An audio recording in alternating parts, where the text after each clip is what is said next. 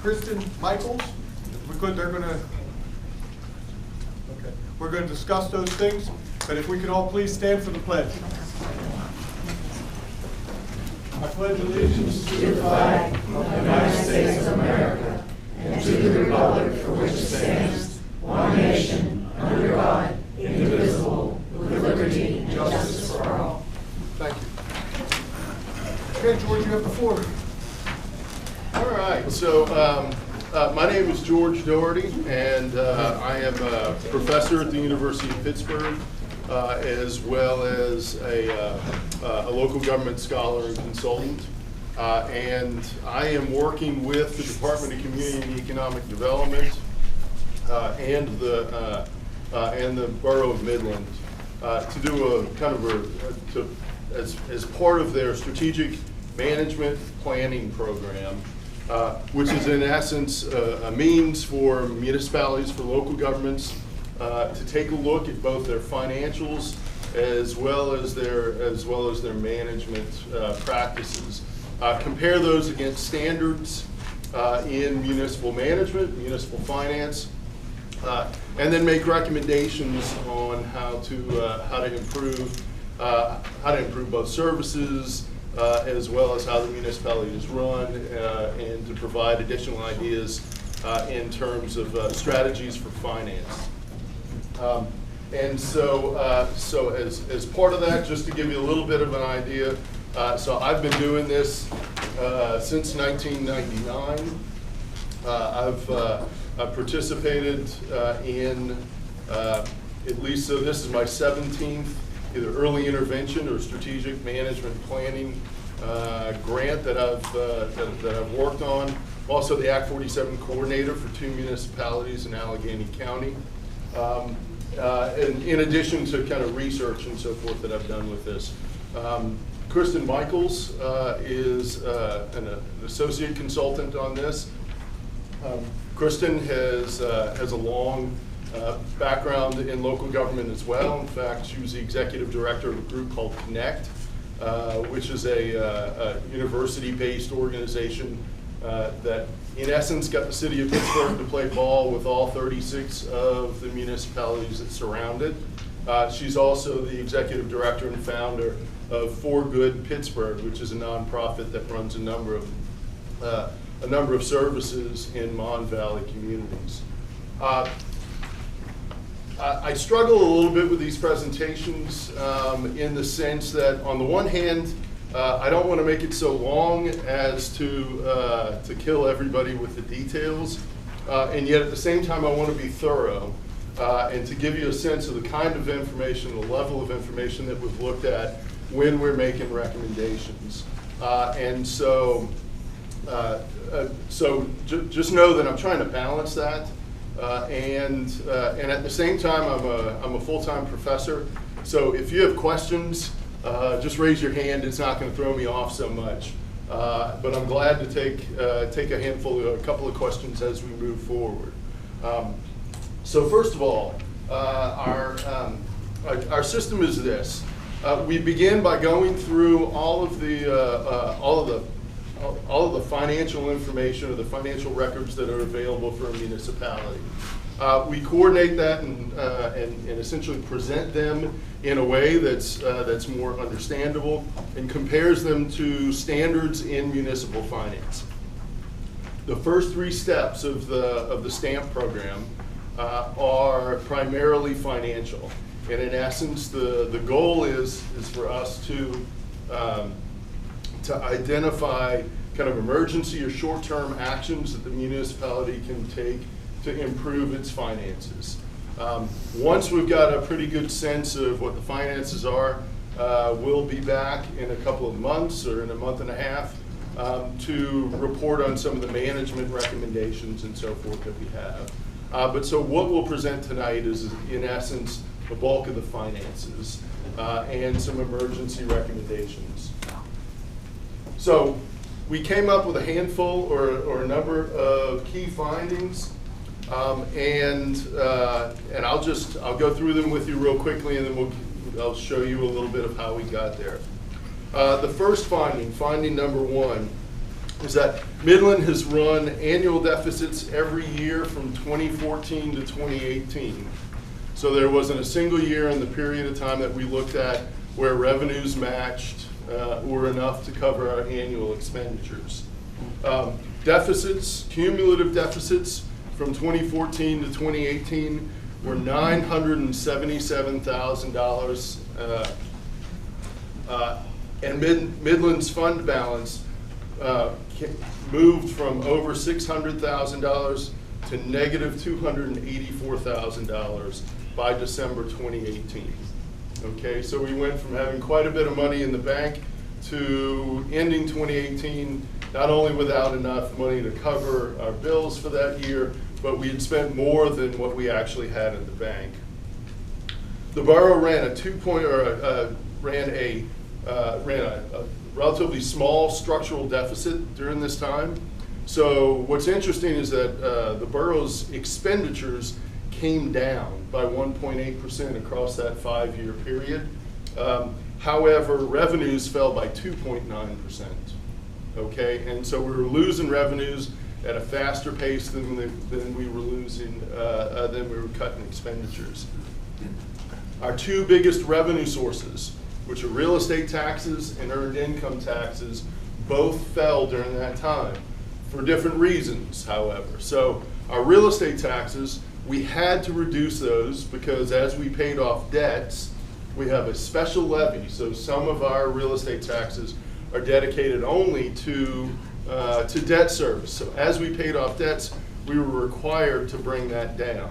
Okay, so that was planned, and so for the most part, that's actually good financial practice. Our earned income tax, however, dropped about $50,000 from 2014 to 2015, and then dropped almost $200,000 from 2015 to 2016. Okay, and so we've never really recovered from that. Our two biggest expenditures, our two biggest departments are police and public works, and both of those departments saw decreased spending, but service levels remained higher than what we're actually able to afford at this point in time. Finding number 5, so Midland failed to pay our tax anticipation note in 2019, and on top of that, we were not able to make our municipal obligation pension payment in 2019. Those two combined with penalties and interest are we were over $520,000 short. The budget that we passed this year was another $290,000 short. So it was a deficit budget. Now, we had done that for a number of years before, but when we had money in the bank, we could take some of that money and transfer it over. The problem is that we no longer have any reserve funds to cover those holes. Finding number 6 is that the refinancing of the tax anticipation note and the municipal pension funds are in process. But despite that, we still face a $440,000 gap just for 2020. Okay, and council has met, and they're working really hard to make cuts and still be able to maintain a level of services that are acceptable to the community. But at the end of a meeting 2 weeks ago, despite all of our efforts, we still had a close to $220,000 or $240,000 gap yet to fill. Okay. Finding number 7 is that the true deficit is unclear because our 2019 financial records were not kept in such a state that we can close out 2019. And so we failed to keep complete records. So I'm not even, I can't truly tell you where we are at present because we don't have those records for 2019. Finding number 8 is that the borough lacks the management capacity in the borough office to kind of coordinate a lot of the efforts that need to be done in a crisis like this.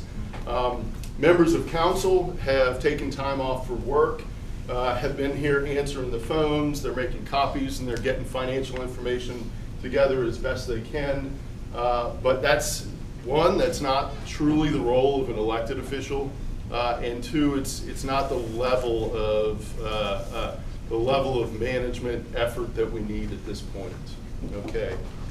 So there are a number of different ways to identify financial solvency, and so one of the basic standards that we need to meet and that I used to assess the borough's condition was which of these financial solvency measures it meets. Cash solvency is whether or not we can pay our bills for the next 60 days. We have failed to meet that. We essentially failed to meet that after October of 2019. Okay, so at that point, there were bills that we were holding back on. We were essentially trying to save money to be able to meet payroll through the present time. Budgetary solvency means that we are able to generate enough revenue in a single year's time to pay for all of our expenditures. That has not been the case in Midland Borough since 2014. And it looks as though the deficit spending was actually going on before 2014. Long-run solvency is the ability to not just cover our annual expenditures, but to cover all the long-term costs associated with running a municipality. So that means our pension obligation. That means to cover our dump trucks and our police cars, and to pave the roads when necessary, come up with a local match, provide all these kinds of services. And so, interestingly, the borough has been able to continue to operate. However, we've come to the point now where our long-run solvency is actually in question. And then the final is the service level solvency.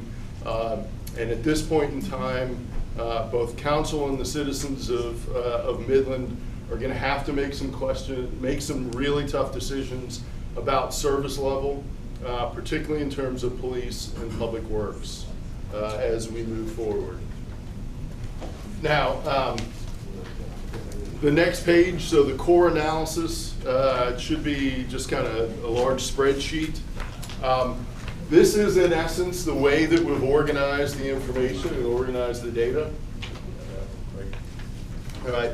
At the top, we have the revenues, okay, real estate taxes, earned income taxes, other tax revenues, so I kind of combined a lot of the smaller ones.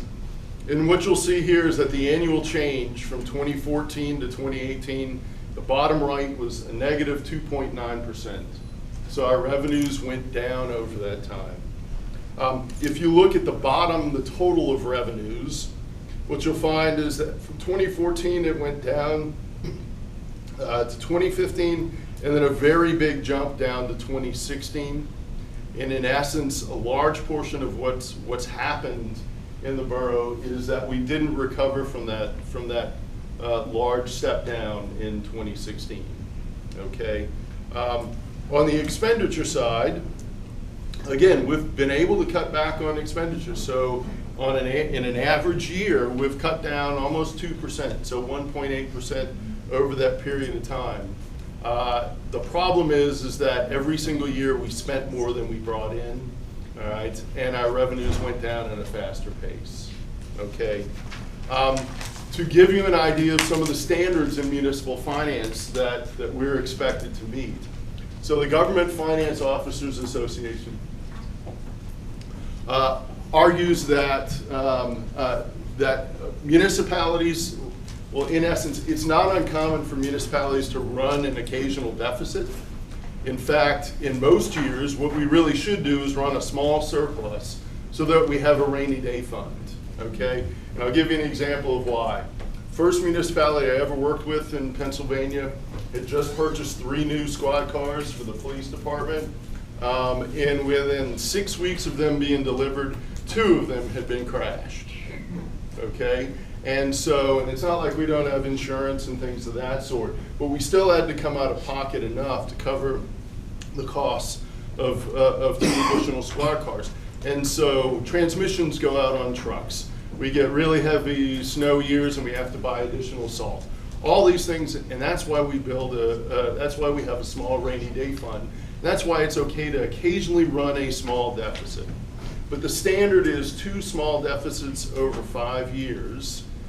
And beyond that, it's considered a warning sign that the municipality needs to look at its finances in more depth, okay?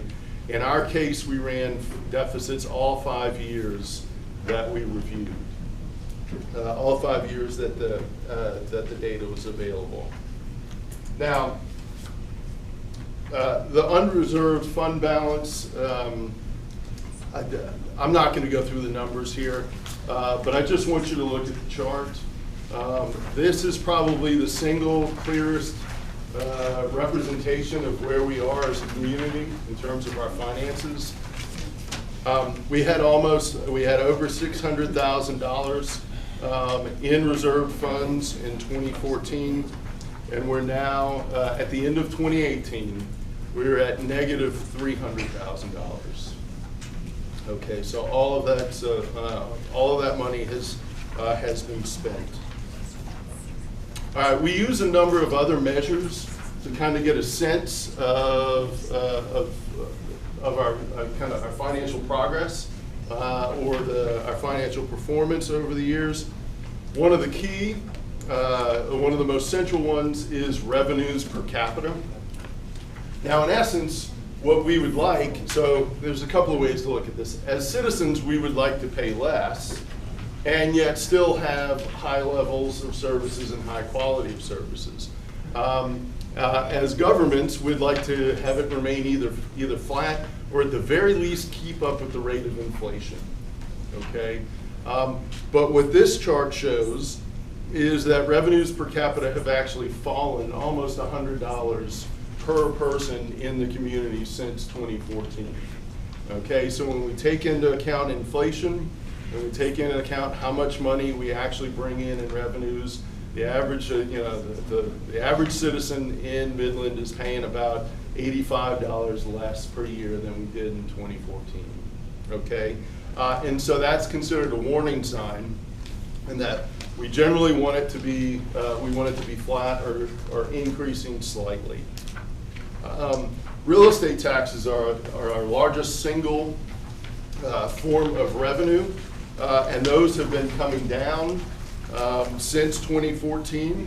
Again, some of this was on purpose because we had to reduce our debt service levy, but it's continued to come down even once we got to 2016 and reduced that. So we reduced the levy from 4.7 mils in 2014 and 2015 to 2.7 mils, or 2.4 mils, I think it is. And that's where we've been since for debt service. But inflation has begun to dig into that more and more, and so we're actually getting less from our real estate taxes now than we did in 2015 in terms of constant dollars, in terms of real dollars. Earned income tax is the next standard that we use, and that's where we see a substantial step down from 2015 to 2016. And on top of that, when we increase inflation, when we put inflation into the picture, it's reduced even further. Okay. Intergovernmental revenues. So this is primarily revenues that we get either from the county or from the state. The biggest single one that we get is liquid fuels taxes. So this is money that comes, we pay that extra tax at the pump. The Commonwealth distributes that to municipalities throughout the state. And this actually looks good, but there's a catch. So if you look at the graph, it's kind of flat, and it dropped, and then it went really high. And this is just a timing issue. So when we submit a report to collect our liquid fuels funds, it normally takes between 3 and 4 months before the state actually remits the funds and actually sends us a check. In essence, what happened is in 2017, we did that a little bit later in the year, and the money didn't come in until 2018. 2018, we sent it in a couple of weeks earlier, And then we got the money in 2018. So while this looks as though we had a great year in 2018, it's essentially we're double counting 2017 and 2018's funds. When I move that money over, when I take the timing out of that, in essence what we find is that liquid fuels or intergovernmental revenues have been relatively flat. So we're not making a lot of progress there. Charges for service are charges that are basically revenues that we generate by providing services to someone else. Most common example is a highway turnback. So if we have PennDOT Road coming through the middle of town, we'll plow it every time, and they pay us $20,000 a year to maintain that road. And so charges for service, sometimes it may, in a lot of cases, I think in Midland, so our police officers work basketball games and they'll work traffic and so forth for other events at the high school, and we get a small fee for that. The biggest thing we've got going now in terms of charges for service revenue is officers working the detail for the Shell parking lot. Okay, and so that money had not started in 2018.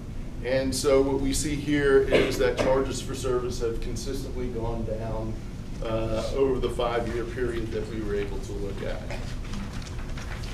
Now on the expenditure side, so the kind of the opposite of revenues per capita is expenditures per capita. A warning sign would be if those expenditures are going up, especially if we've already controlled for inflation. What we find is that's not been the case here. Okay, so we had pretty good cutbacks after 2015, but since 2015, those numbers have begun to creep up again. Okay, and that plays a role. When I show you the financial projections through 2023, you'll see how that plays a role. General administration was one area where our expenditures went up substantially. That was largely due to some changes in how we were doing our financial record keeping. So we had a firm that was doing the financial record keeping for us. It was a CPA, and they were charging CPA rates. When council realized that, they nixed that service and brought those services back in-house to have a staff member do that. But those costs are seen in the 2018 numbers here. Okay, and that's the primary reason. Almost everything else was relatively flat across that period of time. Police expenditures dropped over the period that we looked at here. And so went from almost $600,000 to below $500,000. But again, notice that from 2015, 2016, 2017, and 2018, the trend line again started to go up. Okay, so and that's a common pattern across all of our expenditures. Public Works, the same thing. 2014 down to 2015, down to 2016, and since then it's beginning to creep up a little bit more. And then finally, employer paid benefits. So this is health insurance, pension expenses, and other things that we need to take care of our employees who take care of us. Again, it dropped to 2016 and is slowly beginning to work its way up again. So, financial projections. This is so part of what we're required to do under the strategic management planning program is not just kind of review the finances themselves and identify areas of concern, but also to project out to see what the municipalities, what the boroughs' financial state will be if we continue to do the things that we're currently doing. Okay, and so I essentially did that. My expectation was that real estate taxes would continue to increase by about 1% a year. That's about what was happening since 2016, okay, with the data we had. The same thing with the earned income tax, about 1% a year increase. Now keep in mind that inflation on the expenditure side has been between 1.5 to 2.1%. And so 1% increases don't allow us to keep up with inflation. Okay, but that's essentially what the performance is expected to be. Because we've spent all the money that we had in reserves, our interest and rents, so the revenues that we get from money in reserves, would continue to go down and essentially become nothing in the next couple of years. All right, so if we have no money in the bank, we earn no interest on that. And almost everything else is expected to remain flat. Okay. On the expenditure side, general government, general government is expected to increase at about 1%. So the cost of paper and toner and all those other things, they're going to go up regardless of whether or not we like it. But the borough's done a pretty good job with controlling expenditures, and so the thought is that we should be able to limit that to about 1%. Police expenditures are expected to go up about 2.5% on an annual basis.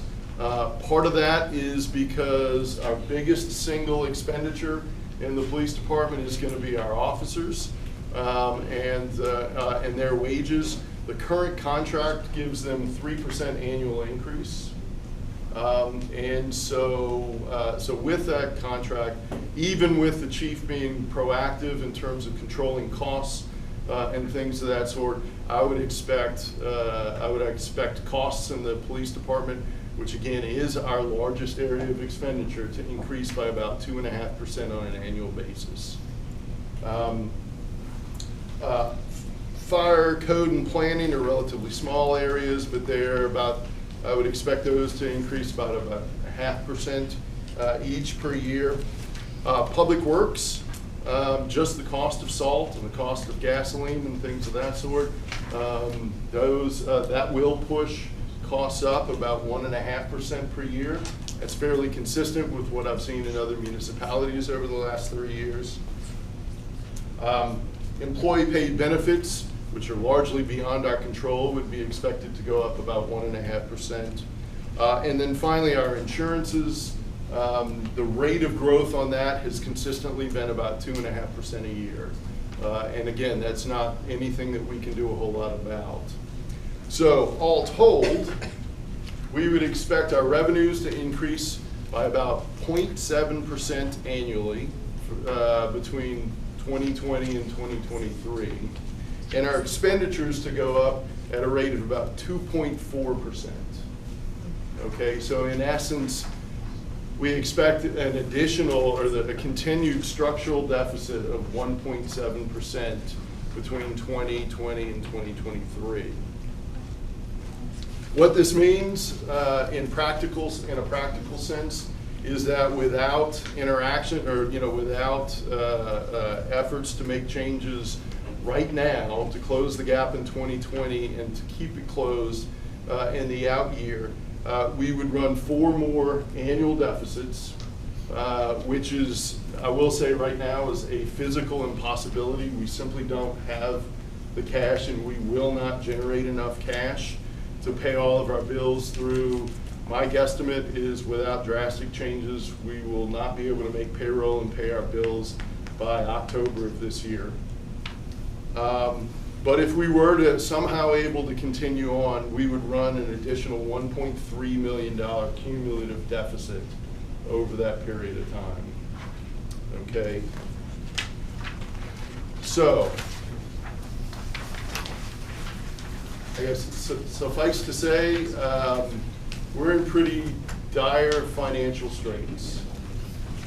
I've been, one way, in council, this council has been kind of struggling with, as this information has become available, it's been really difficult just to kind of get our arms around the situation.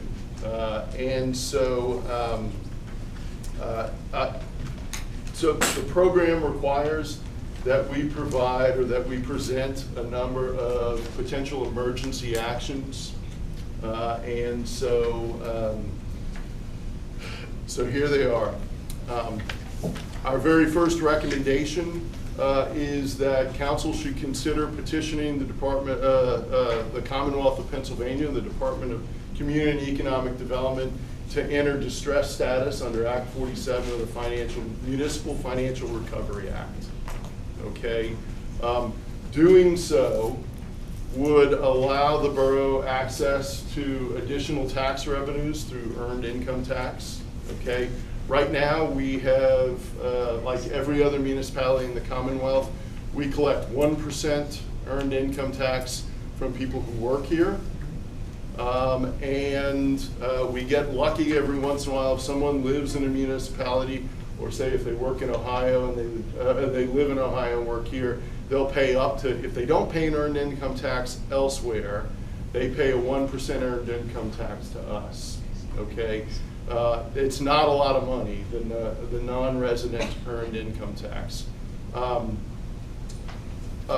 we're allowed to do under Act 40, what we would be allowed to do is to petition the courts to raise our earned income taxes up to a maximum of 1.5% for both residents and non-residents, okay? The advantage is in part that it allows us to generate more revenues from people who are earning wages, because our only other large revenue source is our property taxes. Okay, and so on top of that, it gives us the opportunity. So we're in an interesting position in terms of we are a net importer of jobs, right? So we have the charter schools.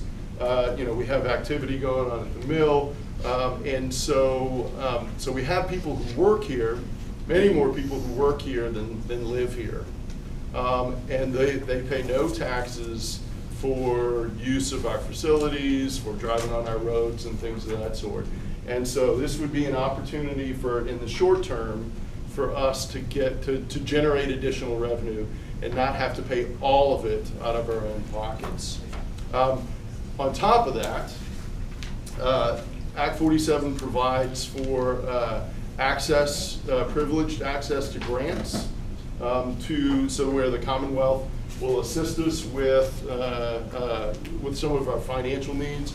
Oftentimes that has to do with short-term assistance for staff, for any capital needs that we have and things of that sort. And then finally, a person would be, a professional would be assigned to work with council and work with the community to provide oversight of finances. They would be required to approve the budget every year to make sure that the budget is fiscally responsible. And there would be development of an Act 47 plan that places limits on potential raises in levels of raises in negotiated labor agreements, controls on expenditures and things of that sort. It's also a tool that can be taken, so any extraordinary taxes, so anything that goes above the 30 mils in property taxes for general purpose, or anything above 1% in earned income tax, has to go before court approval, and having an Act 47 plan in place almost guarantees. In fact, I've never heard of a judge that has refused to approve that once council's approved the Act 47 plan. Okay, so that's our first. That is our first recommendation, based on the dire straits that the municipality, financial straits the municipality is currently in. Our emergency action, or our second emergency recommendation, is that the borough needs to balance the 2020 budget, and needs to do so now. If we were to go, if we were to enter into distress status, would probably, my guesstimate, and this is just a guesstimate, I would have much better information probably in the next 2 weeks, is that we would be able to generate an additional about $177,000 to $180,000 in earned income taxes in 2020 by establishing an extraordinary tax under Act 47.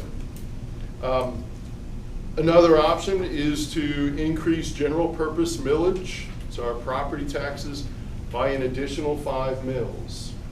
Now, just to explain, so council had no choice but to increase debt service millage this year, simply because when they realized that we had not been able to pay off our tax anticipation note and that we needed funds to pay our pension, to make our pension payments. And just so you know, penalties and interest on a monthly basis for failing to make our pension payment are $6,000 a month.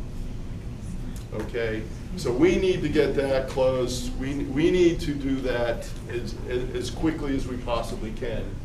The only way that we could, the only alternative that we actually had was to refinance the tax anticipation note with Farmers National Bank. Okay, now we've moved that forward. The solicitor is setting up. That needs to go before the court for approval as an unfunded debt. But so council's moved pretty quickly, and we've been able to make that happen. So I'm expecting in the next handful of weeks we'll be able to do that. But so in order to cover that, and in fact, in order for the bank to be willing to refinance the loan, council had to show a good faith effort by increasing our debt service millage. Okay. Emergency Action 2 is suggesting the potential for an additional 5 mil tax increase for 2020. Okay. 1 mil generates $23,000. Really? 10 mil? Yeah. On the property, you're gonna raise taxes on Well, property. I'm laying out alternatives. I'm simply laying out alternatives. Wow. But Mil. one mil generates $23,000, and we have an additional $240,000 hole to fill after having made major cuts. Yes, sir. I hate to interrupt you, but I gotta say this. The borough was never, this is the epicenter. One at a time, please. The borough is the center. Yes, sir. The entity under it, okay, what we have right now, the borough being the mothership, is all the fuel. But there's another big entity under it, orbiting around the borough, making lots of profits. That's the water authority. Yes, sir. Okay. Due to some hostilities in the future, in the past, okay, this could be ironed out.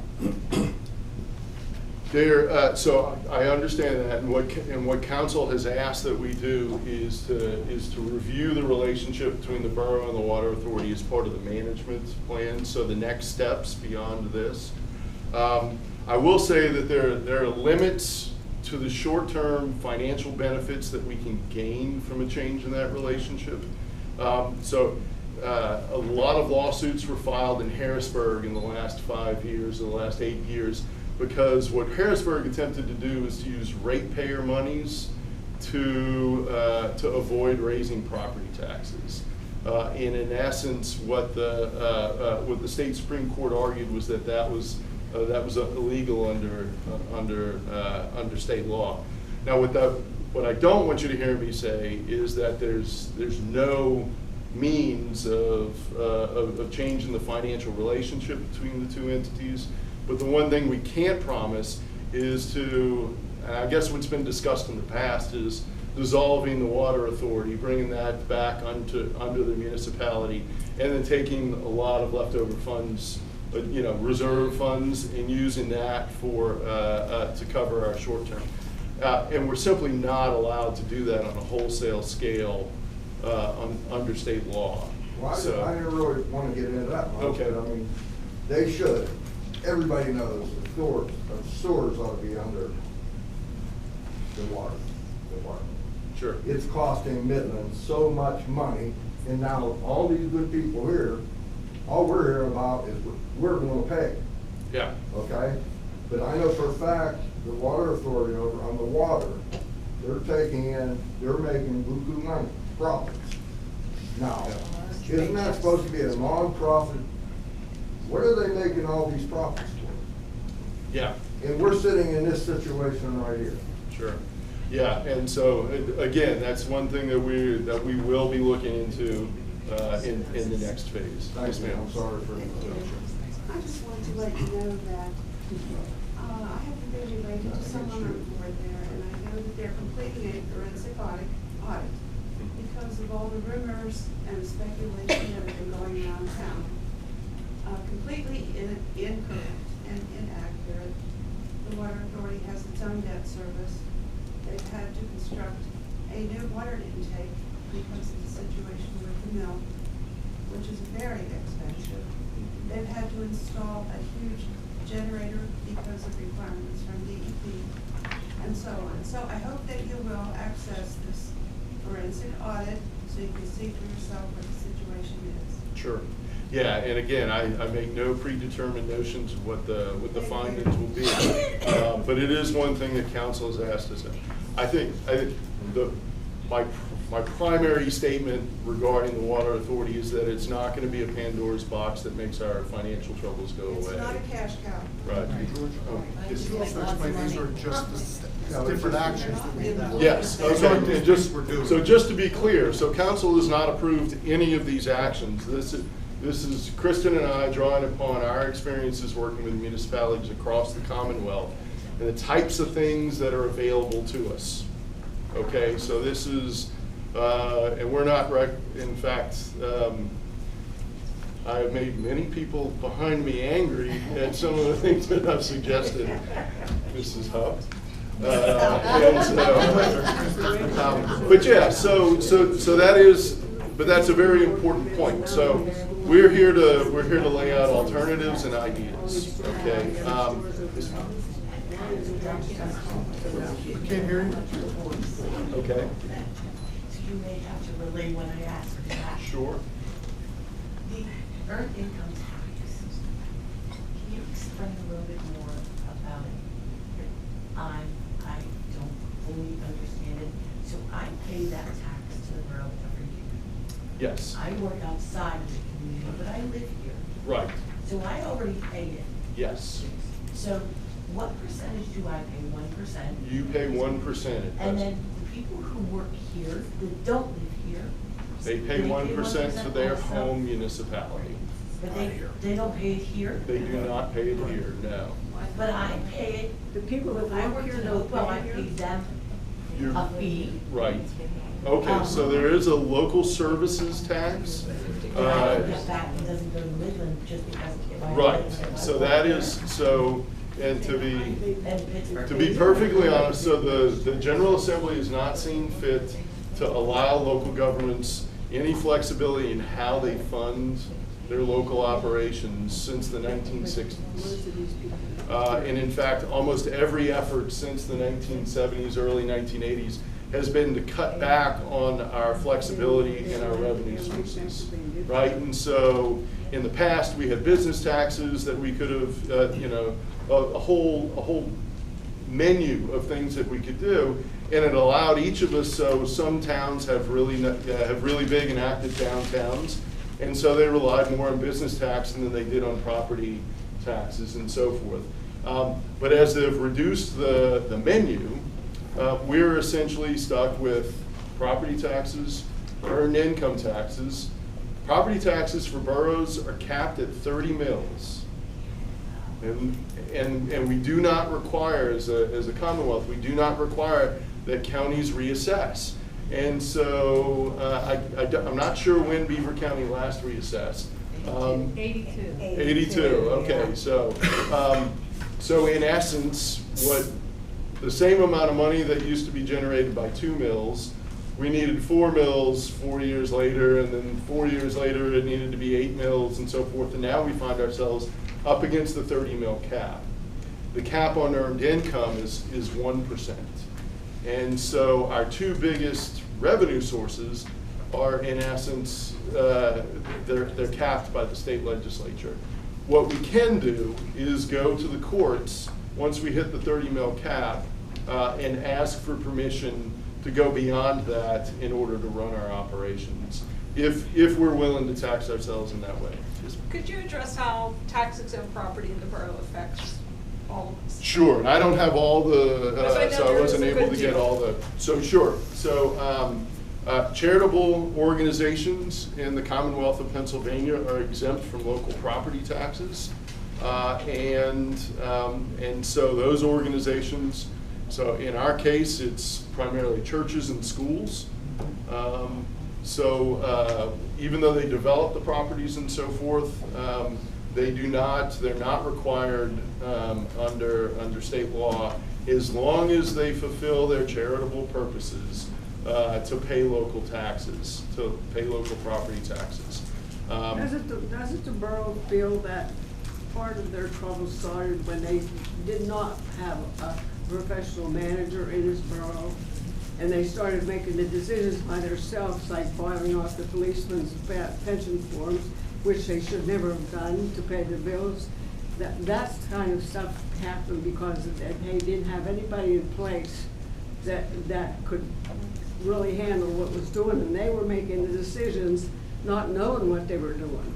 Okay, so, and I'm not privy to the history of that, but I do know that our current staffing situation is not adequate. We have a part-time treasurer, and we also have a part-time secretary. Right now, there's nobody working. Well, that's exactly right. So emergency action number 3 is for the municipal to hire a professional borough manager. You come over here to pay your taxes. I came over here 3 times Sure. to pay my taxes. I had to give them to the police department because there's nobody here. Yeah, and This so is just bad management. yeah, well, at present there is no formal management structure, and so But we're gonna take the brunt of it. The property owners are gonna take the brunt of the bad management because we're the ones that's gonna have to pick it up.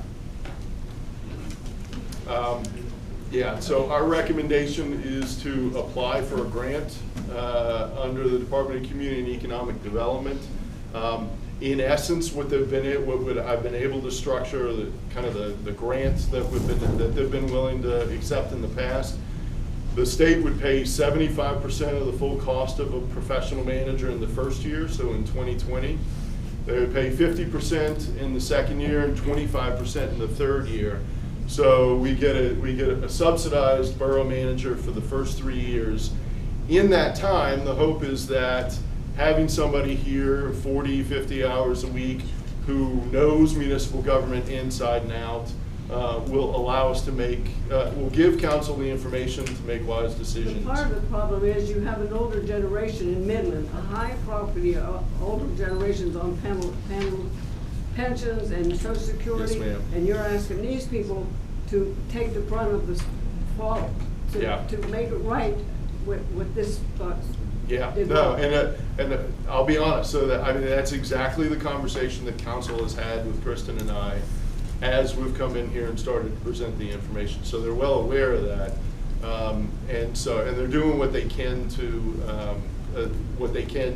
avoid having to do that, and essentially to make it as fair as possible. Over the last 2 years, the way the council's been run, you don't even know who's on council because they're coming and going, and nobody wants to run because it's so mixed up.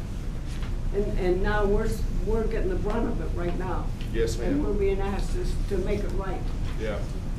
Council has, well, let me move forward just a little bit on emergency action 2. So council has already sat down to look at potential cuts and things that can be that we can cut back on.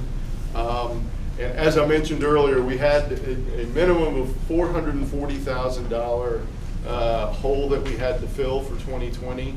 After 3.5 hours, we were able to cut approximately $210,000 of expenditures. But they do dumb Right. stuff, like buy a $50,000 truck for the street crew, and then we have to pay for it. Yeah, I'll be perfectly honest, ma'am. A $50,000 truck with a plow completely able and ready for industrial quality equipment that's going to be on our streets for 8 to 10 years. That's just the cost. So, but yeah, and otherwise we do send older trucks out there, and in the middle of a snowstorm we lose a transmission, things of that sort, and then our concern is public safety. So, and again, when we get down to the long-term solvency of the municipality, we have to be able to cover those kinds of costs, and we currently can't. At present, the next step in order to balance our budget is considering drastic cuts in all staffing across the borough. So this would be drastic cuts and complete change in terms of how we run our police department. This would be, and we only, think about it, drastic cuts in public works. We currently have 2 full-time employees and 1 part-time employee. We have looked at cutting out operations of the pool. So the pool costs us about $30,000 a year in total costs. That's about $1.5 million. It's another way to put it is $1.5 million. So council has dedicated themselves to try and find grant funding so that we can open the pool again. But at this point, it's difficult to understand how we possibly could. Okay, so we are talking, absent additional revenue sources, absent, and in fact, even with Act 47, we're talking about some pretty substantial changes in how we run the municipality. Borough leaders need accurate financial and management information, so council has not been able to get regular financial reports from our staff. I guess they're going on almost 9 months now. And so borough leaders, our next emergency action is to either get the staff trained up and ready to provide all the information that we need, or to hire staff who understand our financial system. You need a staff that's working in the office down here, not working from home. Yeah. Our tax anticipation note, the borough has gotten refinance in place. So instead of, essentially we've been able to take that $520,000 hole, a portion of that, and extend it out for another 2 years. And this will allow us to, within our current means, to be able to make those payments and to end those $6,000 a month penalty and interest. And then the final thing is to implement an amusement fee. Council's talked about this for about 2 years, but it's never actually been enacted. This would be for professional presentations, so plays and other events that are in the borough. This will not be a fee added to student events. So when the high school puts on a play or a performance that's by students, for students as part of their education, there will not be an amusement fee related to that. But any professional, anything that's not strictly related to educational purposes, there would be an additional fee associated with that. The next steps will be looking at review of the departments and how they're currently managed. Should council decide to make the most draconian changes in that, we'll be assisting the police chief in terms of what that new police service would look like and how to best structure it for the safety of the community. The same with public works in terms of how we develop snow plans and things of that sort, so that we can keep the community safe. Once we've done that review, we'll start to work and we'll present a multi-year implementation plan. So one thing that the Commonwealth doesn't want is for folks to come in and say, do this, do this, do this, and then just turn around and walk away. So in essence, we establish a plan, who's responsible, what a reasonable time frame is, what the standards of completion are. Okay, so we'll look at that. And then finally, an intergovernmental coordination plan. So Midland's problems are not going to be solved without coordination with the county, with surrounding municipalities, and with the Commonwealth. And so we start to make those kind of connections, make sure that those relationships are in place. Yes, ma'am. I'd like to ask, what are you going to be tapping into as far as expertise in order to accomplish all this, as far as restructuring the police department, public works, and so on? Sure. Are you going to have access to state expertise? Yes, so there's a couple of ways that we do that. So one, so this is my 17th engagement where I've worked with this, and on a monthly basis I review police and public works operations in other municipalities. So a lot of that is just the experience that Kristen and I bring to it. I've talked to the chief and I've talked to council, so I will consult with particularly with other police chiefs if the chief feels that he needs, some other ideas and things. When he and I have talked, he's been open to, different suggestions.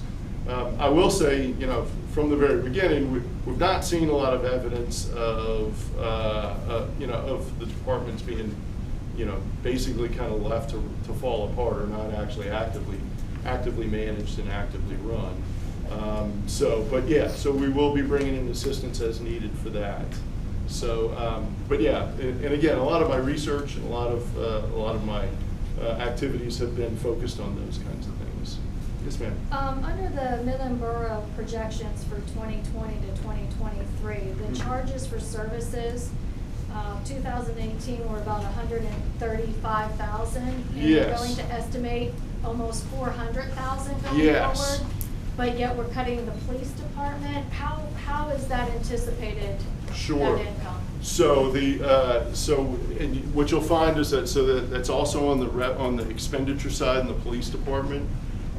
In essence, what happens with the shell detail is that the money comes into the borough, and then we compensate the officers who have worked that detail.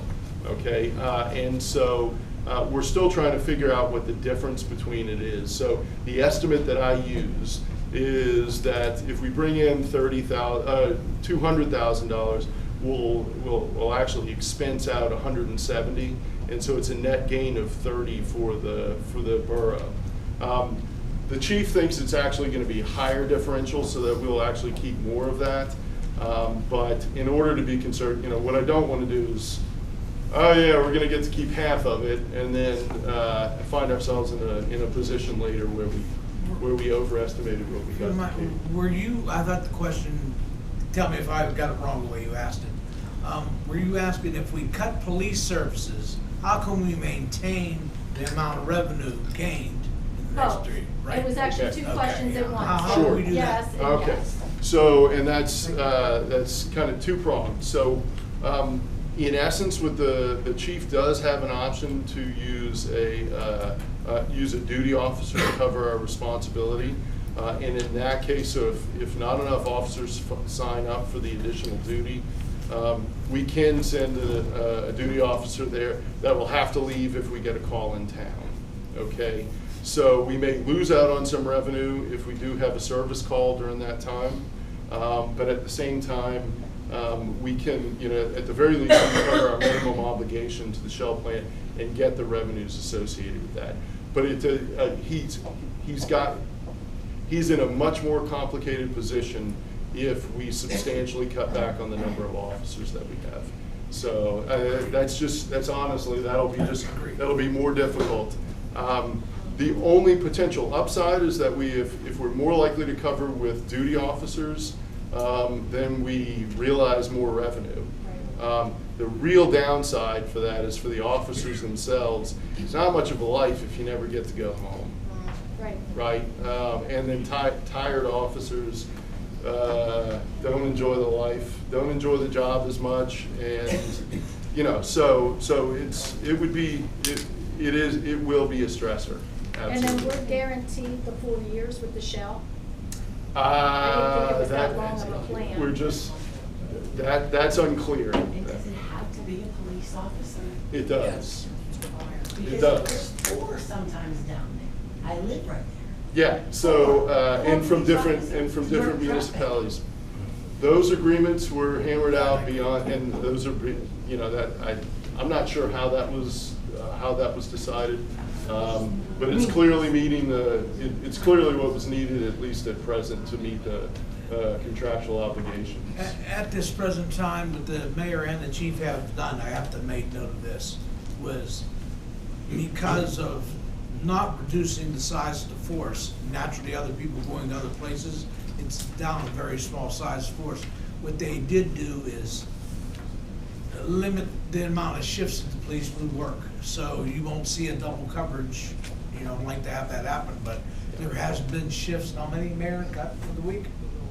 2 shifts a day would be good out. 2 shifts a day, so you don't have 2 police out at a time and stuff like that. So Yeah.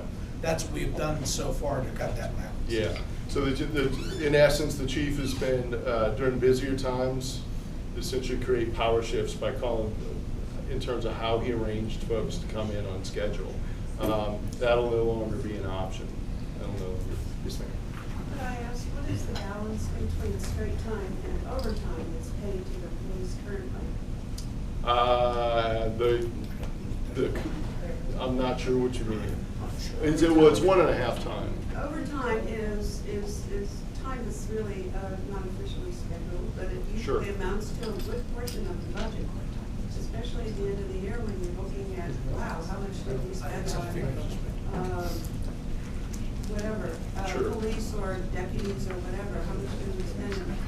Boy, look at the overtime, and it usually amounts to a good chunk of money. So Yeah. I'm curious how is that working out? So we'll be able to we'll look at that in more depth when we go into the management, into the manager. No, and in essence, I've not been able to get financial records at a detailed level to provide that information. Mr. Schultz, the only time that I know police where they have to put in overtime is when they're required to go to court. Other than that, it's basically up to scheduling. So we are going to have some situations where there has to be overtime because their requirement to show up for I know, subpoenas. it's a tough situation. Yeah, it is. Yeah. You can't always anticipate, but still, like I said, sometimes it's a lot of money. Oh, Yeah, and we will be reviewing that. That is part of the management review. I'm sorry? The exact. Sure. So Yes, ma'am. is there any where we don't create some of the revenue? We were talking about putting another school. So now we're talking about more people coming to town, but we're not going to create any revenue from that. Is there any loopholes in that exemption? Have we talked about maybe even like, would it even be worth it to put in parking meters? Would that help us go? You know what I mean? Like stupid things like that that maybe would on the outset seem really dumb, but would they pay for themselves eventually? And what about that exempt loophole? Is there anything in there for us? So there really is not an exemption loophole. Some municipalities and some counties have chosen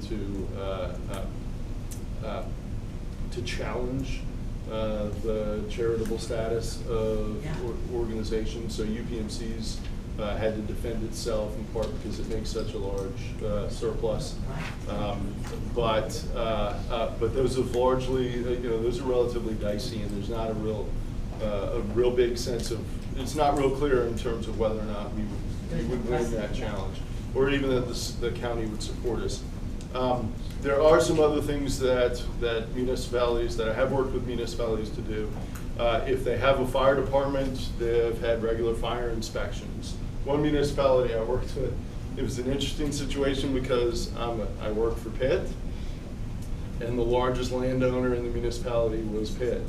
And so the university refused to pay a pilot payment in lieu of taxes.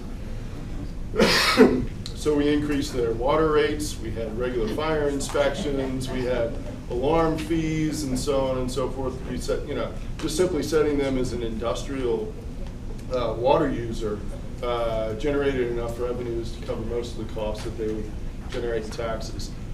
Council has already started discussions with the schools and other nonprofits in town about generating payments in lieu of taxes.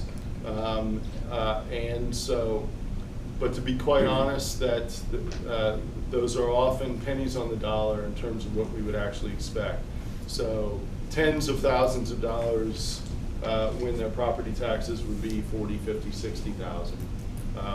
So, you know, those are rules that have been made by the Commonwealth that we just don't have a lot of flexibility with respect to that.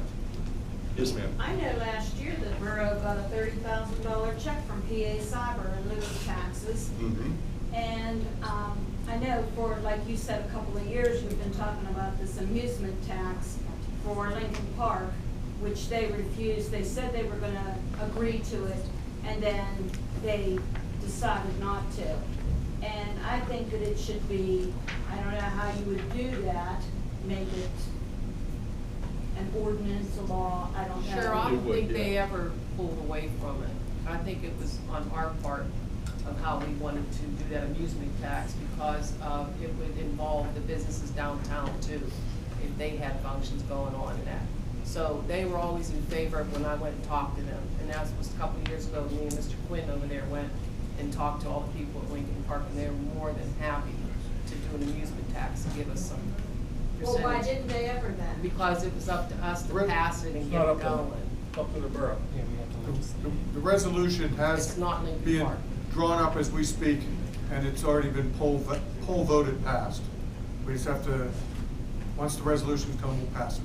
I mean, because, It's you know, already in we're all effect. a little sick of, you Yep, know, it's in effect. the solution is to always raise our taxes. We're a little sick of it. Well, I mean, honestly, It's come in on. effect right now. When you have these functions that go on all the time, and you should be collecting, because I'm sure you have to have extra police out there and everything.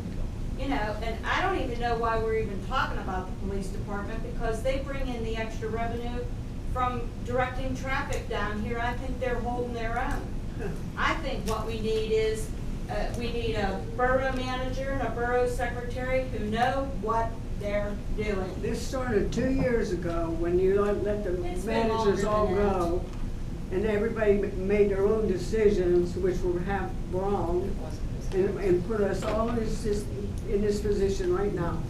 You know, I think something should be mentioned about this too, that George and council did within the last 2 weeks, just in the police department to know what kind of work we're trying to do here.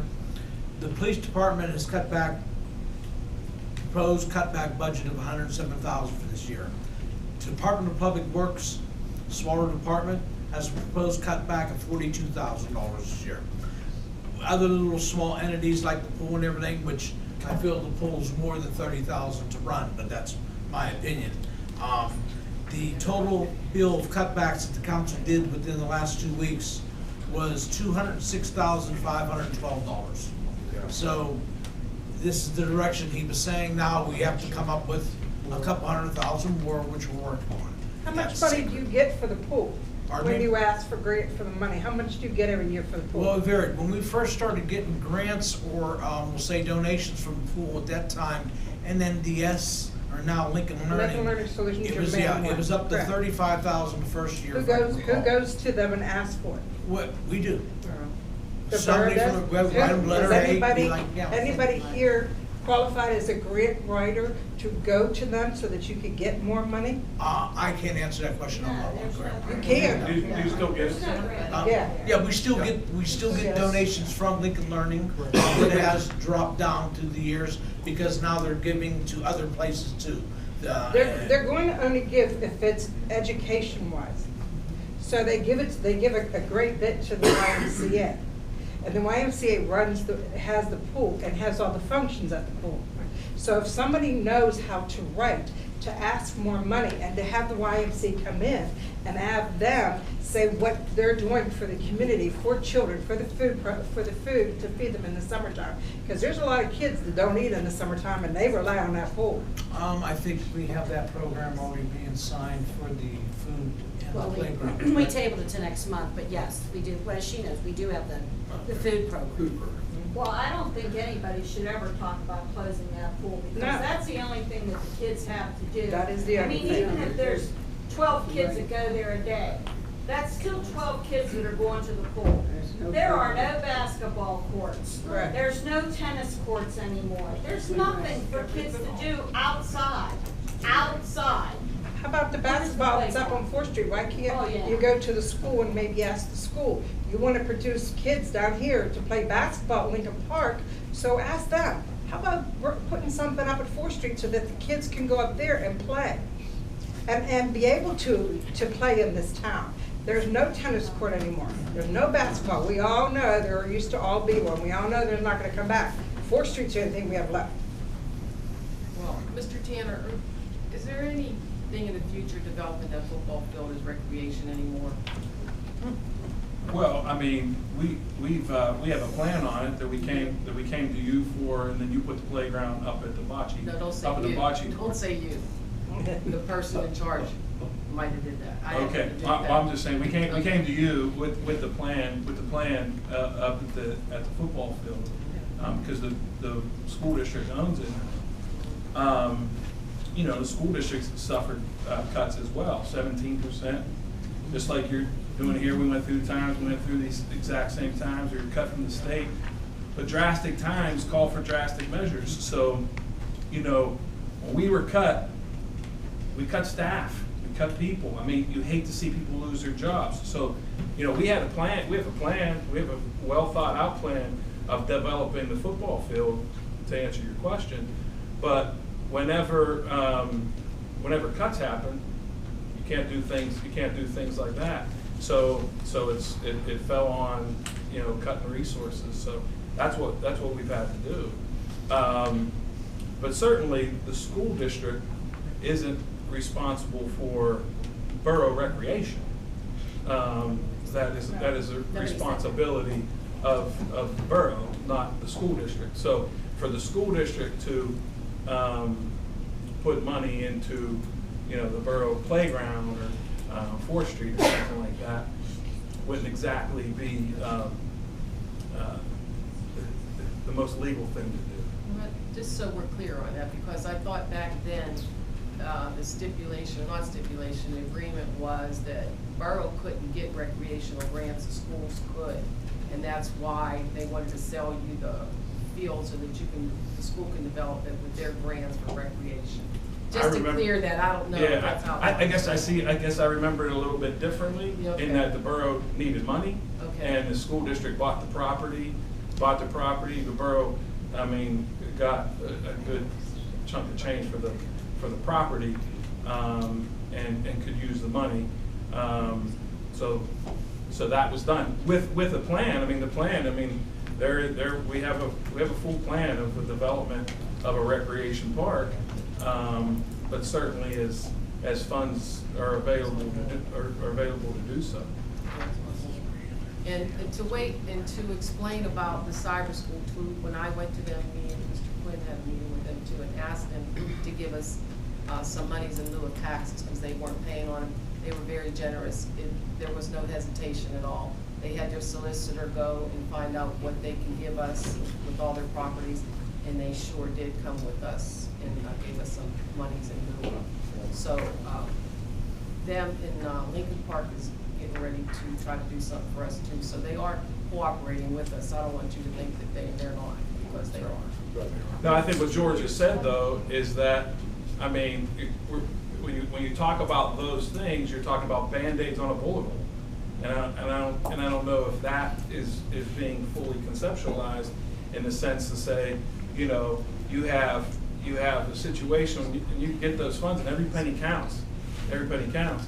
But when you're looking at those payment in lieu of taxes, and you're looking at $10,000, $20,000, and you look here and you're saying $900,000 from 14 to 18 to make up that deficit. I mean, that's where you're at, and 1.3 if you carry it out to 2023.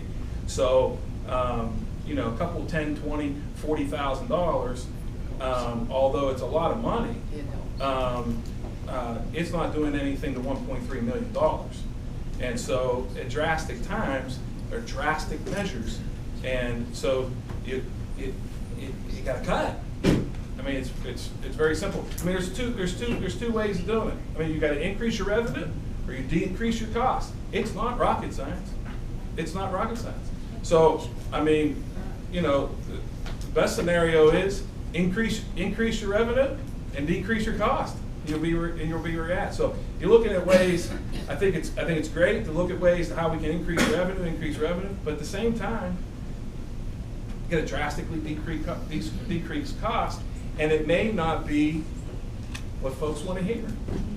It may not be what folks want to hear. Increase the cost at? Well, I mean, you got to look at your biggest places. I mean, you look at police is your largest. And Public Works. And those Public are, Works. I mean, that's the only place you can look. It's the only place. Yeah. See, that's really what all your costs are. I mean, the borough. I'm not. You asked the question. And I think it's fair. But that's what you got to do. Yeah. I mean, you know, the school district did the same thing. We were cut 17%. 17%. We're 85%. We're 85% funded by the state. The state cut us 17%. We're less than 10% of our revenues come from local tax dollars. I think we're the only municipality in Beaver County where the borough tax is more than the school tax. I think we're the only one. And so when you look at that and you say, well, it's drastic time, these drastic measures. I mean, no one wants to see that, and I don't want to see anyone lose their job. I hate to see that. Hate to see us lose any kind of services. But if we can't afford it, you got to pay what you can afford. Well, like Mr. Roston said, we went over. We cut $107,000 out of the police budget already, without being a Band-Aid on the service and the safety of this town.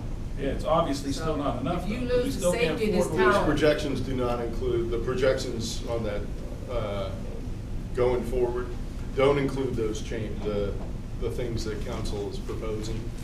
So that's if we continue now. But to take your point is that, you know, the $210,000 for 2020, the cuts that have been proposed so far, still leave us with a $240,000 gap, and that's a big reach.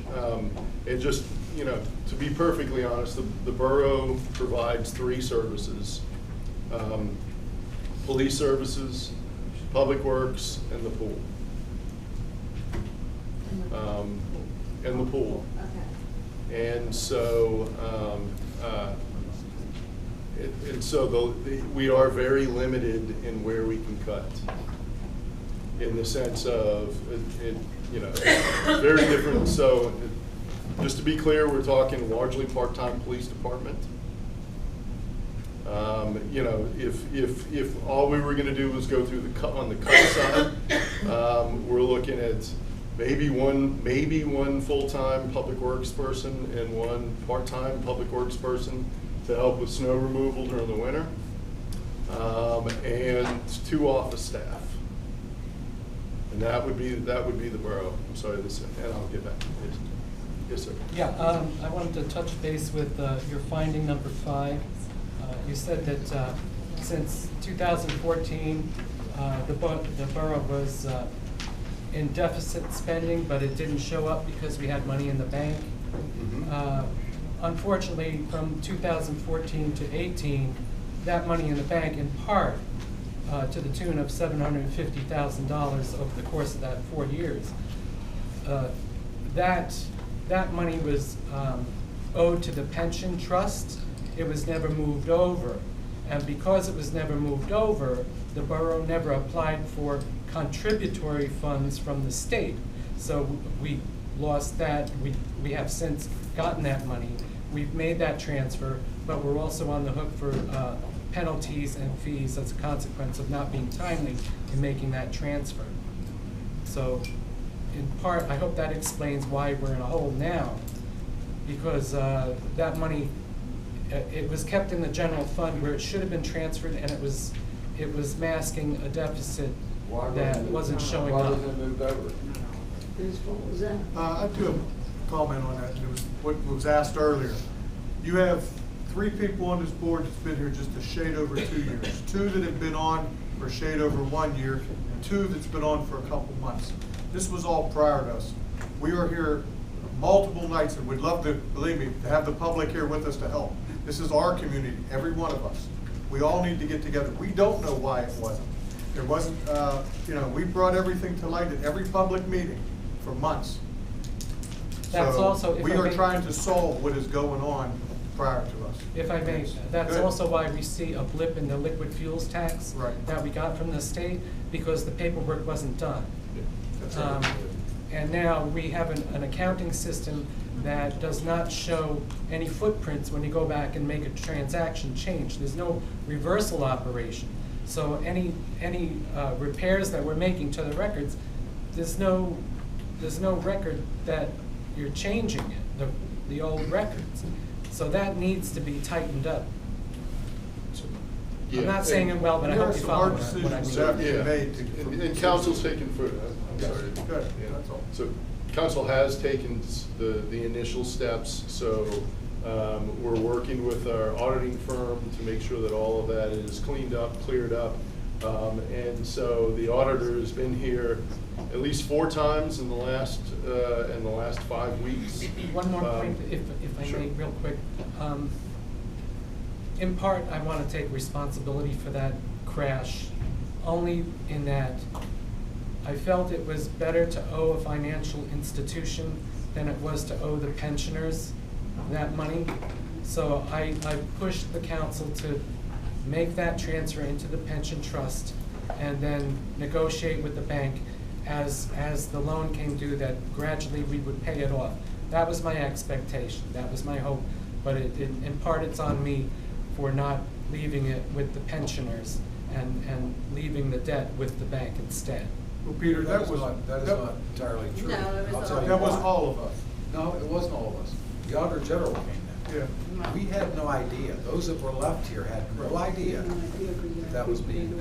Hasn't the Well, borough when we found out, audits that's When we found out, the Yeah. Auditor General Where are came in and they? said, you Where are have the to clean audits? this up now. Right. We had no So we have choice. had audits through 2018, Yeah. and those are No publicly choice. available, Thank and you. those have been, Absolutely. so those have been reported to council on an annual basis. Well, we all agreed. We all agreed about it. 2019 is not, well, That was left to us. yeah, so I mean, so it's, the information has been clear in terms of overspending and under collecting.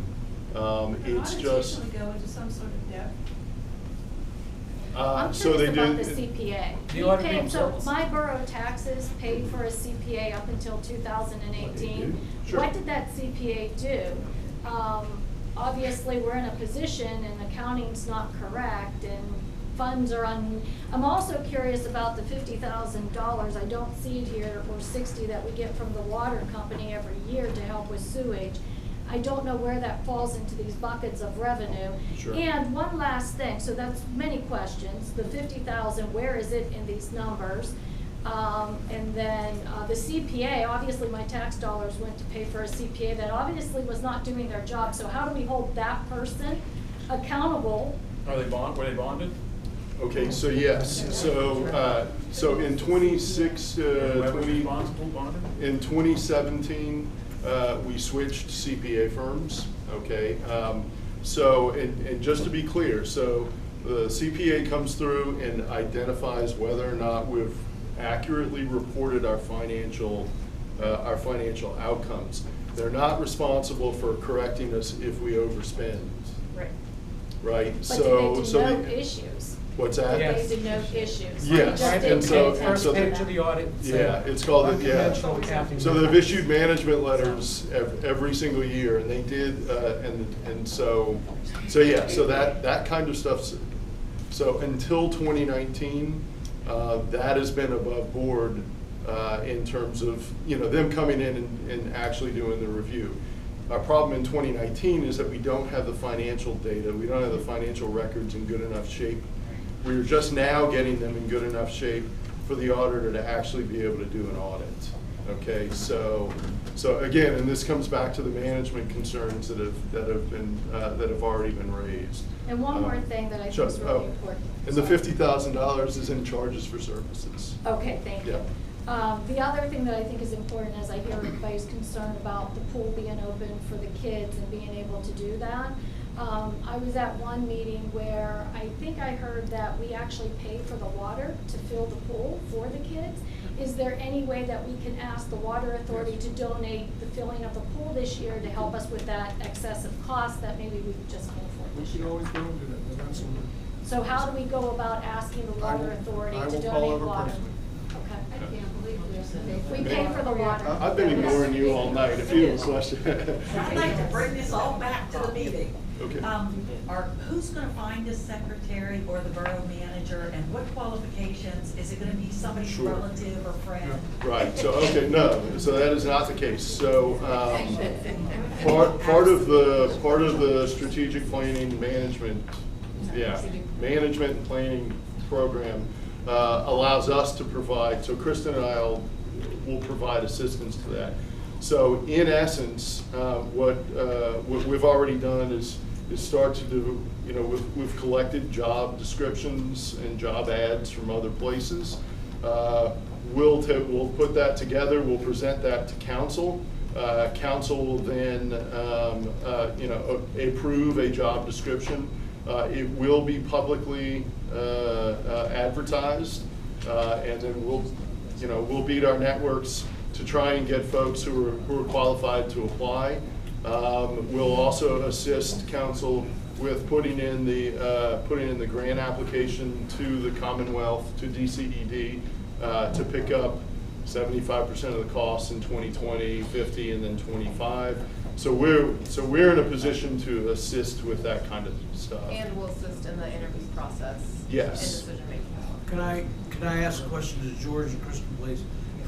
Just to clarify, please correct me if I'm wrong. All this help and the 75% funding down to 50% funding and everything like this, all the suggestions you made and do right now is on the prerequisite that we go distressed Act 47. Am I correct in saying that? No, so the grant proposals, so we needed to make the presentation tonight in order, so without the recommendation of a grant proposal to DCED, DCED would not entertain a grant request from the borough. So we've met that requirement as of now. So we are not in a position to tell the borough, thou shalt do such and such. The reason that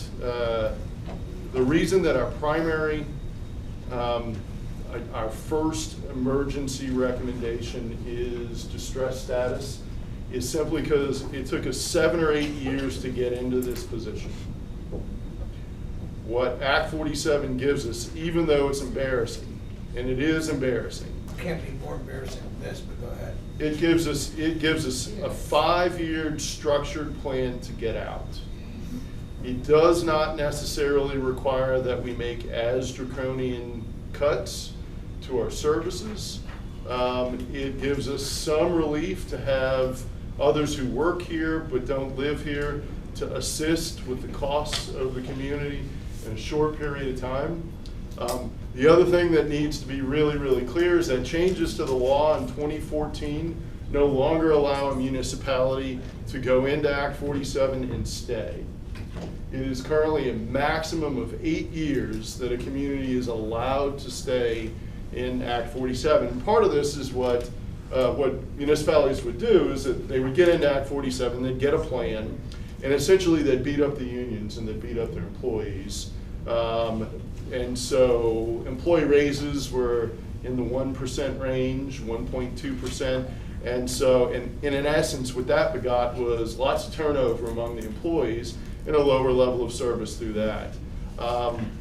So that's no longer allowed. So what what Kristen and I are suggesting is that as bad as it is, it offers a clearer way out.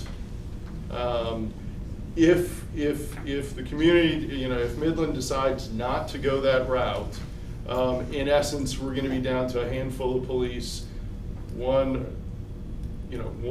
maybe two public works people, and that will be our borough.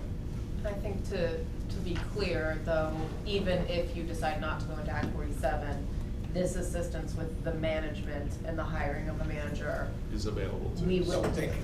I would like. After that, Yeah. So about 60. about $60,000. The grant would cover not just the salary, but also the benefits associated with that. So we would make sure that we ask for enough money so it would be supplemented the full cost of that management position. Another thing to keep in mind is that after we finish the next phase of steps 4, 5, and 6, we will also make additional recommendations. So one thing that we've talked about, Council, is blight relief efforts. And so we can look at, we will make the recommendation for us to be able to work with a statewide policy center that comes in and does blight reduction plans. Other funds and other programs that are available, the Commonwealth will assist with those things. And so we'll make those recommendations, and that's part of the benefit of what we're also going to be making connections, and we will be working with you and working with council and others to reach out to other agencies that are in Beaver County to see how we can assist in those kind of things, how we can work cooperatively. Yes, ma'am. Why are you sitting over there named Cheryl Williams? I was just waiting my turn. Yes, ma'am. You brought up the magical word for me and most people in this room. I think I heard you say that Midland Council, quote unquote, is responsible for safety in the pool and something else you said. Okay. Yeah. So yeah. what about housing? Okay, so in essence, we do, so the Borough Council does have the authority to set rules and take initiatives in terms of kind of zoning, community, and economic development, okay, and housing would be part of that. And so, in essence, there are programs that will allow us, so we can look at facade improvement programs. So we can look at hooking up members of the community with assistance programs that help with roofs and mechanical things like furnaces and so forth. That's those kind of concerns are they're especially concerning for retirees who are on a fixed income, right? And the cost of a roof doesn't vary that much. It doesn't matter whether or not you're employed or retired. What about demolition? I'm sorry? What about demolition? So we can look at coordination with the county for CDBG funds for demolition, if those are available. But that's been cut back substantially in the last 5 or 10 years. So, but we can initiate some of those things, and we can make the connections with the Commonwealth. In 2017, there was a tax implemented, and it was 1.08% on homeowners. Okay.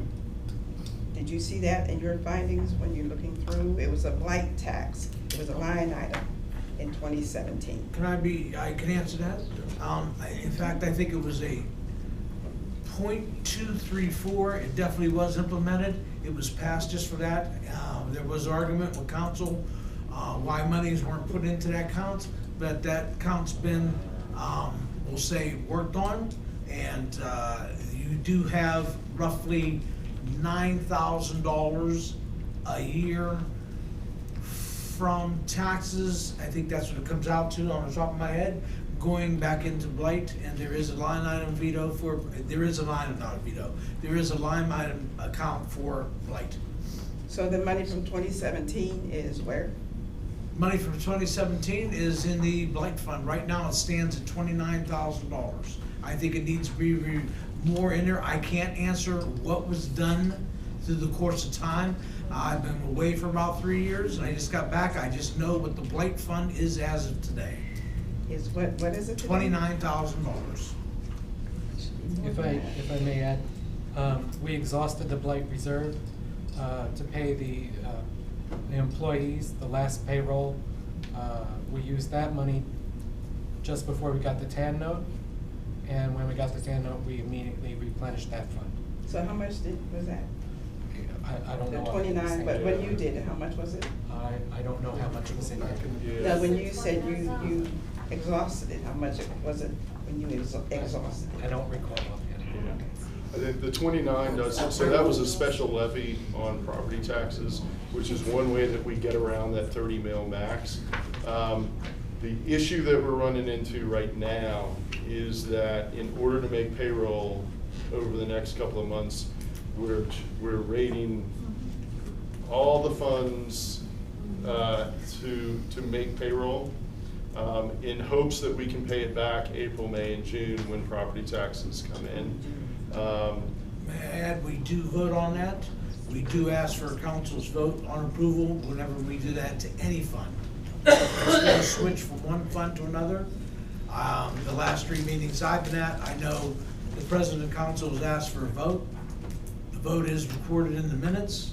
The amount of that vote was also recorded in the minutes, and that money is to be replaced on the next income taxes. So if we wanted to get some houses tore down with the 29,000, which really probably wouldn't look good because of the dire state of Midland right now. I mean, would we get that we shouldn't do it, or? Yeah, so the process for that would be that council would direct the city engineer to go first inspect the site to make sure that it is, make sure that it's actually, that it's condemnable. Then we review all the right on records. that side of town in Mass, it's not rocket science. We had a whole list of certified properties Okay. ready to go. All right, very good. And so at that point, we simply go out for bids, identify those properties that are most. If we're, may I add, if we're allowed to, if the property owner allows us to take it down. If There's it's in a process for repository, that. Yeah, there's a There is law. a process Yeah, it's for being that. worked on. Yeah. It's definitely a long We have process. 35 properties ready to go. Yes. So, We have but- some for the Yeah. spring right now waiting to be done from the county. The county. Oh, I'm sorry. No, the county, we have them right now waiting for the county to fund that. It's already been done, waiting for the spring. The bids already went out, they're being ready to get knocked down.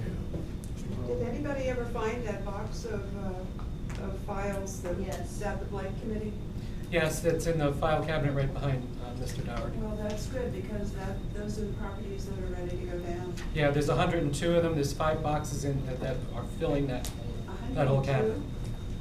102, yeah. You remember? Okay. Any other questions? Yeah, when they gonna start tearing down the house? So I think you said. It's supposed to be in the spring here. The Yeah. county's already approved it. Jeff, can you help with all of that? I know we do announce it at every council meeting. Jeff talks about it. We want to know which house. When's the first one supposed to be knocked down? The only one that's on record for the county right now is the Batley House that was burnt. And that's supposed to happen this month according to the county. There are no more funds left in the county. They will not consider anything that we have until at least September. Well, that house was supposed to be turned down before July. That house on 4th Street. They're supposed to tear that house down before the 4th of July came up. And it's still standing up there. And they got houses up on my street need to be tore down. And that's been up there 2 or 3 years, ain't anybody did nothing about that. Sure. Well, and it sounds like all the legwork has been done, or a lot of the legwork has been done. So it's a matter of financing it. Well, how many houses they got to be tore down this year? You find them outside. Are they talking about our houses? Is that what he's asking? No?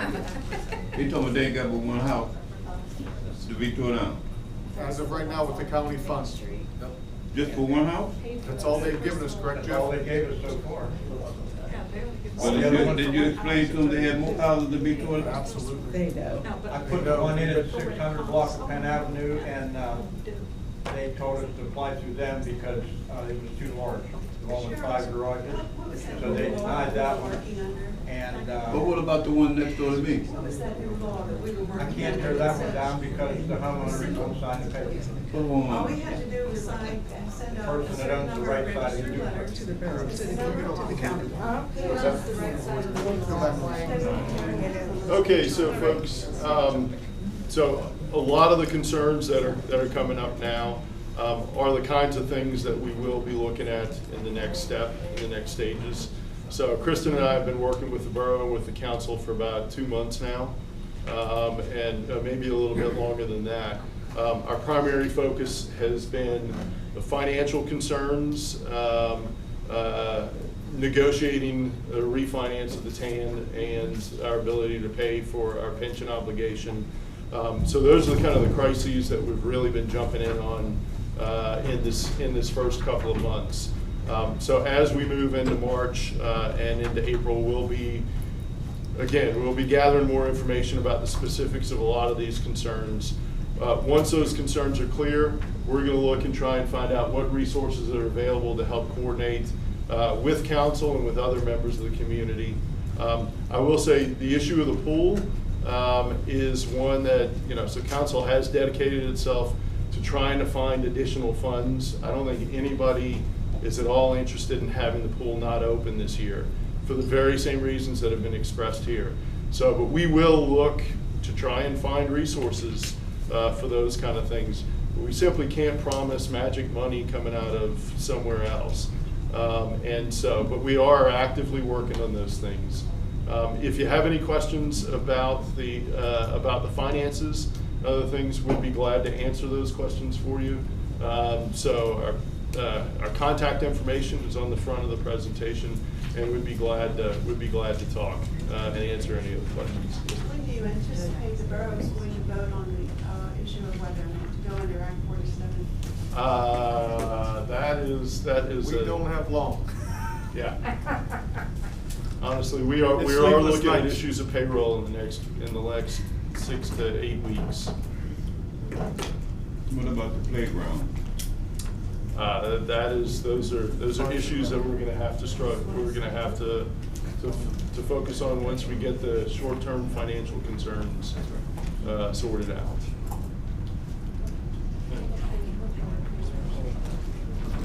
Yeah, so the full report, council has copies of it.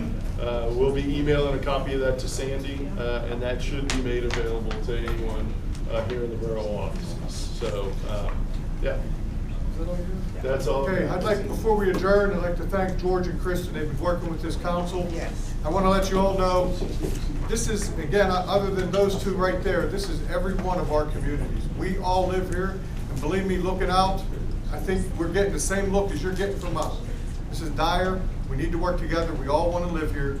Let me tell you, we've been at this table so many late nights and so many sleepless nights worried what decisions we have to make. I'm asking everyone, and I've said this at many council meetings, come to these meetings. It's once a month. I've not seen the turnout unless there's trouble. It's really a shame when we see these two and maybe 3 other people come, right? That's all we have. Come here. Join the committees. We need help. We need to do it together, folks. This is all of our communities. I love it here. We want to stay here. Every one of us. Come and join us. As long as it's all done in a constructive way on all sides, we can get out of this and flourish. But please, sign up for committees, come to these and talk. It's what we need. So. I want to know about, he's talking about the duplex, Yeah, we'll have to discuss that. No, he's talking about the people who won't sign. The people who don't sign is not living. How they gonna sign? Well, you know what I mean? I understand. We'll But have in other words, the house gonna stay up there. They ain't gonna tear the house down because they can't get nobody to sign. Right You got now. one person to sign on one side, and the other side, these other people is not living. I agree. We've talked about that at the meeting. I know this public meeting is about the finances right now. So, and I understand your concern. You've been up on High Avenue. You know all I've the seen houses it. up there I need to have. be tore down. I have. understand? And you can't, if the person next door is not living, what can you do about it? And I will mark it on our account again to try to talk to the county, but right now, we have financial situation that we have to get through, and that's what this meeting was about. You know, I know it's not the answer you want to hear right now, but we have to get this situation under control, and we don't have time to really wait. So any help that this borough, the community can give this borough, I welcome it. Please, come, talk constructive, and what we need to do. Ideas are great, help is great. So, and I understand your concern, we got a lot of work. I have a question. George, we're gonna have more informative meetings as things progress, correct? I've been yes. asked that question several times. Sure. This won't be the first of no more. Is there gonna be more down the road as we get more Yeah, information? so there Okay. will, at the very least, there will be one additional. Okay, so everybody knows, Yeah. at least one more additional meeting. Yeah, and we're willing to come out and, you know, I can't do Monday nights because I teach on Monday night, but other than that, we're available to come out and answer questions, meet with committees and things of that sort, and assist however we can. Thank you very much to the community, and please come to the meetings. This is our house. This is where we all live. Please, it's all of us. Thank you.